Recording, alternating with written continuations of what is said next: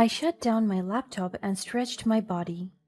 It's been 6 hours since I immersed myself in work. I am working remotely this month, and most of the time, I'll be staying at home with my family, my husband, and kids. I rested for a few minutes and took a moment to think about my life. Since I was young, I always wanted to make a name and live independently. At a very young age, I made my way out of the gutters of poverty. I worked hard and I was able to support my needs, especially my studies during my college years. And I did it from scratch. I was able to build myself, launch a business, and met the love of my life.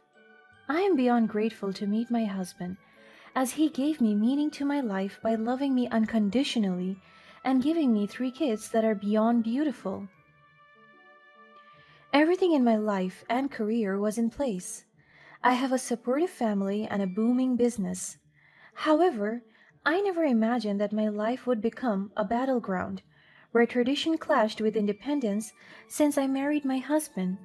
Don't get me wrong, this miserable notion is not because of my husband Leo, but his mother, my mother in law Greta. My name is Nicole, and I refuse to conform to the role of a subservient daughter in law. And I never knew that being independent would affect me so much. My mental health, and even upholding my right and performing my responsibilities to my own family. The day that my husband and I wed, I was surprised when he told me that his mother will be living with us. I knew that he had the personality of a mama's boy, but not to the point that his mother will be with us, overseeing his moves all the time. I could remember during our reception when my husband told me about it. My love, I have something to tell you, and I guess you will like it. He smiled at me, and my heart skipped a beat. I was anticipating what he was going to reveal to me. What is it, my love? My voice is full of excitement. My mother is going to live with us. My smile dropped as soon as I heard it. I mean, I appreciate his mother, but to live with us? That is just crossing the boundary. What do you mean? I asked him. My voice was full of confusion. Mother will be living with us for good. Isn't that great? She will be able to help us in running things around the house, especially when we work. With my mother around, household chores will be easier, and she can help us with decision making. You know that my mommy knows best, right? I heaved a sigh. This cannot be it. We won't have our autonomy inside the house. I know how controlling Leo's mother can be, and I could tell that she's quite infamous for it. She even talked to me harshly when we were still girlfriend and boyfriend. She would tell me that she hates me because I'm too independent and that I would overpower my husband someday and I would hurt his ego. I don't understand her point. Wouldn't she be happy that I will be helping her son with financial matters someday? So during that moment, I was so confused about having her with us inside the house. I'm sorry, my love, I don't get it. What context you didn't get, Nicole? My eyes widened as I saw my mother in law standing beside my husband. She held her son's arms and caressed them. She also whispered to him. My brows frowned at what they were talking about. This is my wedding day and it is supposed to be happy and special, but my mother in law is ruining it. I saw Leo nodding at her with panic in his eyes, and he looked at me again. Mommy thinks you hate her, love. My jaw dropped. What is happening here? I never said that. I just don't understand why we have to decide this thing today out of all the days. And we plan to move out immediately so that we can finally start as a family together. My mother in law faked a sob. So, clearly, you don't like me living with you? My husband panicked and immediately hugged her. And I was just right there, standing in front of them, dumbfounded. She's a manipulator. So I heaved a sigh and just nodded. All right, I'm fine with it. I'm sorry. I leave them there. I feel so upset and down during my wedding day and even during our honeymoon at a 5-star hotel. She insisted on booking a room next to ours. This is completely fucking insane. And 5 years later, I am still stuck with her. From the day of our wedding, Greta made it clear that I fell far short of her expectations. I was not the docile stay at home wife she had envisioned for her son Leo. Living under her roof became a nightmare as she exerted control over every aspect of our lives. Greta's need for power overshadowed any semblance of harmony within our home. It is clear to everyone that I ran my own successful business and managed our family's finances with confidence and expertise. However, my fierce independence was met with disdain by Greta. She always pinpoints that a wife must obey her husband and must stay at home, but I'm the complete opposite. I would travel around the country for business trips, and whenever I'm at home, I would be working on my laptop. But it doesn't mean that I'm slacking on my responsibilities as a mother and wife, because I was still able to manage everything properly. But Greta kept on insisting that I must shut down my business. She's such a controller and manipulator. She wants everything that she wants to be followed. I have worked all my life to get there, and she cannot just take it away from me. Sometimes my husband would side with his mother, but it is clear that he was only doing it to stop a potential fight between us. And most of the time, he understands me. He listens to me and would give me advice. But I would say that his advice is rather neutral. He has a diplomatic personality, and that is what I like about him. We have so many things in common, even the food that we are allergic to. Black pepper, we hate it very much. I am just so lucky to have a husband as understanding as Leo, but I wish he would step up more and make things straight inside the house. But as the years went by, I learned how to live with her. I learned how to control everything that she does and makes inside the house. I learned how to endure all her mistreatments and insulting side comments. I gave her all the freedom that she wants because I don't have time to fight with her. It would just cause a major rift and a big gap between us, and I'm not completely ready for that. Words like entitled, bitch, selfish, and self serving loser became normal to me because these are the words that she always says to me. I couldn't deny that she hates me to the bones, and her manipulation extended beyond emotional torment. She rules over the house, especially in serving my husband and kids. She wielded her influence most deviously in the kitchen, where she assumed control of meal preparation. Little did I know that Greta had a sinister plan brewing beneath her nurturing facade. I have noticed that every time Greta cooks, especially when she's angry with me, I feel uneasy. It feels like my stomach would twist and my allergies increase every time I eat the food she cooks. And the weird part is, I'm the only one who feels it. The rest of the family seems to be normal. And I knew that the pain is intended for me alone. My stomach would feel pain as if someone is squeezing it inside. My arms and thighs would have itchy red spots, and sometimes it could cause me a heaviness in breathing. I made sure that we don't have all the foods or ingredients that could cause or trigger our allergies, especially black pepper. So I could not blame the ingredients, but these symptoms can only be visible once I ate an allergen. We made it very clear inside the household that allergy inducing foods must not be mixed with the food we ate because it is a major health hazard. I talked to my husband about this, but he couldn't tell whether it is caused by the allergen, but it is very obvious. I don't want to drop names and accuse someone without evidence, but I know that this has something to do with my mother in law's hatred and grudge towards me. And I was right. It wasn't long before I connected the dots. The unbearable stomach aches and bouts of vomiting that plagued me after every meal were not mere coincidences. I discovered the truth. It was a normal afternoon, and it's been a while since I felt awful with the food I ate. I was working remotely and felt hungry, so I thought of cooking something for me and for the kids as well, a little snack. I was glad that my mother in law was not in the kitchen and I could finally have full control of the room.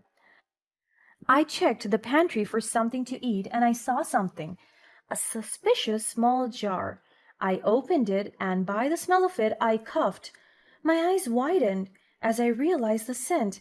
It is black pepper! I closed it immediately and put it away from me. I knew something was not right. I'm pretty sure the black pepper has been sprinkled onto my food many times and is only intended for me to poison me.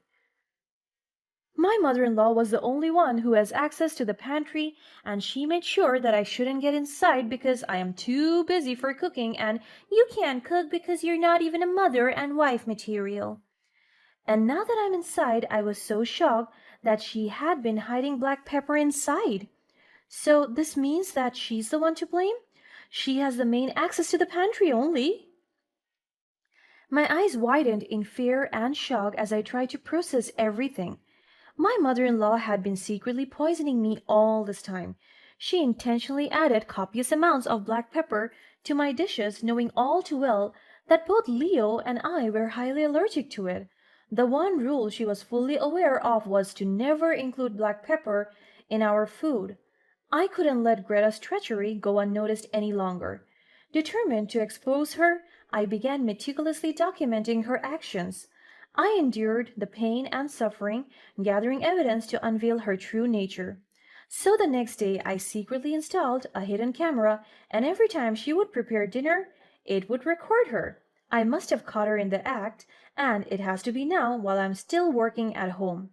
And one fateful day, as I was checking my emails, I heard that she wanted to cook dinner, so I reviewed the camera's footage, and I caught her in the act. I saw her preparing the food on separate plates, and only one plate was sprinkled with black pepper, and it must be mine. And she did it so great because every time I eat, I would never realize that there's black pepper in it. The revelation was like a bolt of lightning striking through my veins. The disgust and anger welled up inside me as I confronted her, my voice laced with a mix of fury and disbelief. I immediately went down to the kitchen and I saw her innocently preparing the food, and I confronted her immediately. Greta, I have had enough of your games. What did you just put on my plate? I talked to her in a tone that she never heard before, and she was shocked that I was too bold. She turns towards me, feigning innocence, and her face is full of false concern. What are you talking about, dear? I didn't put anything on your plate. I was so shocked when I saw her concerned face. Why is she acting up? So I looked around, and there I saw my husband coming in from the front door. So she's going to play the victim now, huh? My frustrations boil over and my voice trembles with anger. Don't lie to me, Greta. I know what you have been doing. You have been poisoning me, adding black pepper to my food, even though you know I'm allergic. How could you be so cruel? She was so shocked by my accusations, her expression quickly shifted from innocent to defensive. I intentionally shouted so that my husband could hear it, and to let him know what his mother is doing. Oh, please, don't be so melodramatic, Nicole. I would never do such a thing. You're just trying to make me the villain in this situation. I slammed my hands on the counter, my eyes burning with intensity. She pretended to be shocked as I saw my husband move towards us, and then she fakes a cry. Oh, please, here we go again. Enough, Greta. I have proof. I have been documenting every single time you have tampered with my food. This ends now. My husband stood beside me, completely confused. What is going on here? Your mother is trying to— Nothing, son. Are you tired? You can rest upstairs. I'll call you when the food is ready. Greta tried to divert my husband's attention to her and instructed him to take a rest. So, as a mama's boy, my husband followed her orders. That was my chance to expose the truth. As soon as my husband was out of the picture, my mother-in-law's attempt at playing the victim infuriates me even more.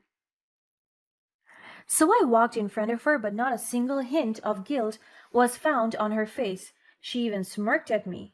I trusted you, Greta. I thought you were family, but you have been intentionally harming me, trying to break me down. Well, I won't let you win. I won't let your twisted games destroy me. I have evidence.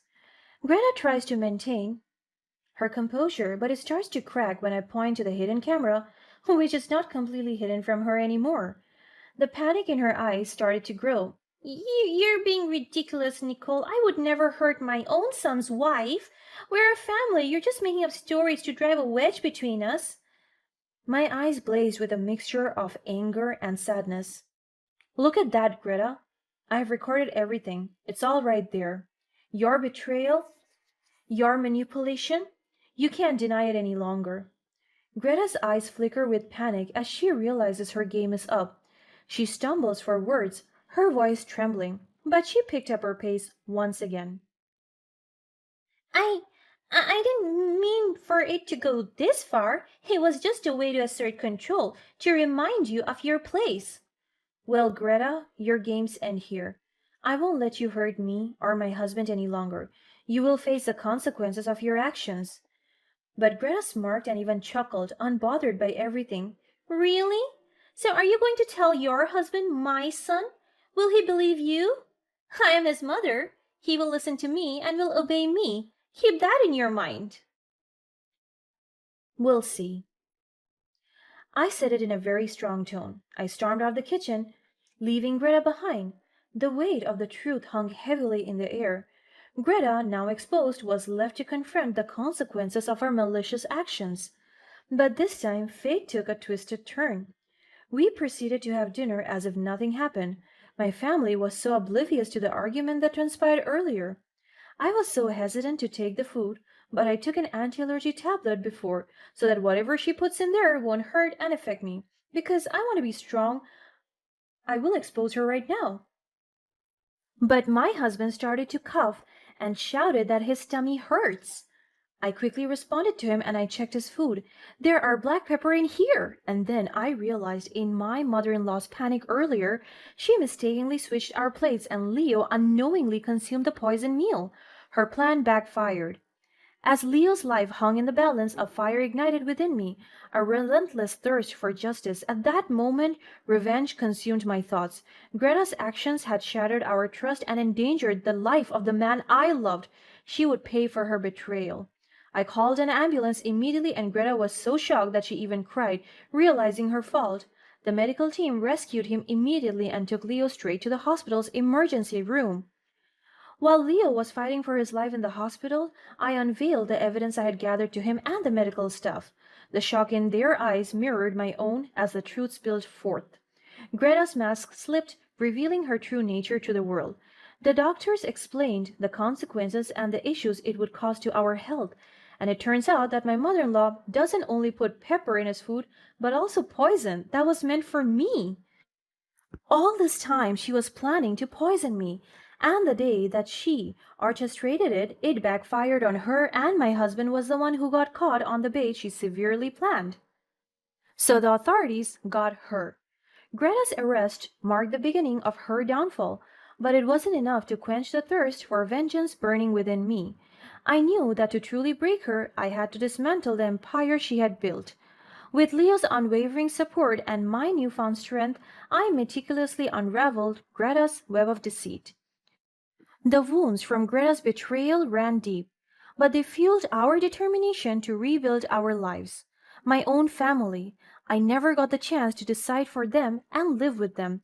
Together we forged a path based on trust, respect, and resilience. We surrounded ourselves with a supportive network of people who uplifted us and helped us heal from the scars of the past. As we emerged from the darkness, I couldn't help but reflect on the power of resilience and the strength that lies within us all. Greta's actions had threatened to break us, but instead, they ignited a fire within our soul, a fire that propelled us forward, stronger than ever before. Our journey wasn't just about seeking revenge, it was about reclaiming our identities, reclaiming our voices.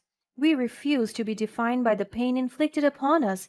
Instead, we embraced our newfound freedom, embracing the opportunity to live life on our terms.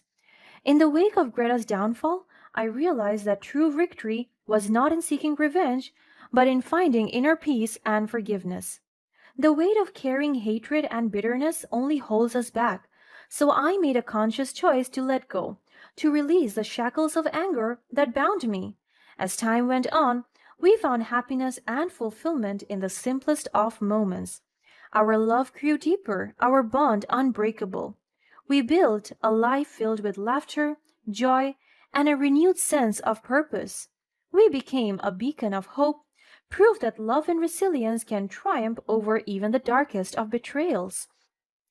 And so, our story stands as a testament to the power of the human spirit, a reminder that in the face of adversity, we can rise above, transform pain into strength, and find redemption in the most unexpected of places.